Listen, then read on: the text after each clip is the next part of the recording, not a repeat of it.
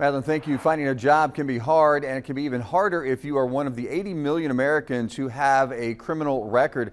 According to the U.S. Chamber of Commerce, it can take up to 4 years for many people who've been released from jail or prison to find a job. And researchers suggest nearly half of all offenders will be locked up again within 5 years.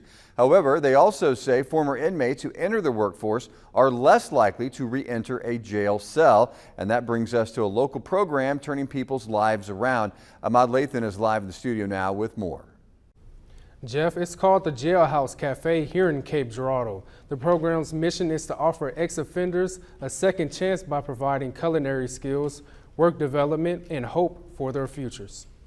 I've actually been incarcerated several times, so I'm familiar with what it takes to come out, the necessary things to obtain what needs to be done if you are going to do the right thing. That's what sparked Reggie Ricks to take on the role of program director for the Jailhouse Cafe.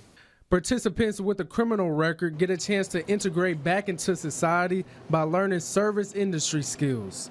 Ricks tells me he works hard to break through barriers of hopelessness. The same way I use it as a testament and live experience to do the job that I'm doing, I try to ingrain it in all of my participants that come through and let them know, like, hey, it's a past chapter, like that's yesterday. We're looking at focusing on today. Christopher Scott and Danny Farmer are in the 12-week program. After spending most of their lives in and out of prison, they both knew it was time for a change. This time as I'm getting older, I realized I got to get it together. I'm trying to brush up my training and relearning things over again. Scott says the Jailhouse Cafe allows him to do something he grew up loving as a kid. I grew up cooking and seeing my mother cook and stuff. I guess food makes you happy.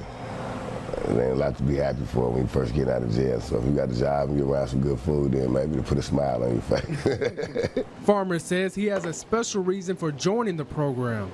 His 15-year-old daughter. I don't want her to keep looking at me like, daddy's a loser, you know what I'm saying? So I'm moving accordingly and just step by step, day by day, just doing what I can to get closer to her. And both gentlemen offer words of advice to conclude our interview. Listen to your parents, listen to your aunts, listen to your uncles, listen to your grandparents. Prison ain't the place to go. You're trying to do something with your life and want to stay free, want a career and try to build yourself, it's the place to be. Ricks tells me all 5 program participants will receive a barista and a food safety certification when they graduate on June 15th. Jeff, back to you. Ahmad, thank you. Advocates say hiring former inmates has been widely successful across the country. According to the Second Chance Business Coalition, 82% of managers say the workers perform the same or better than other employees.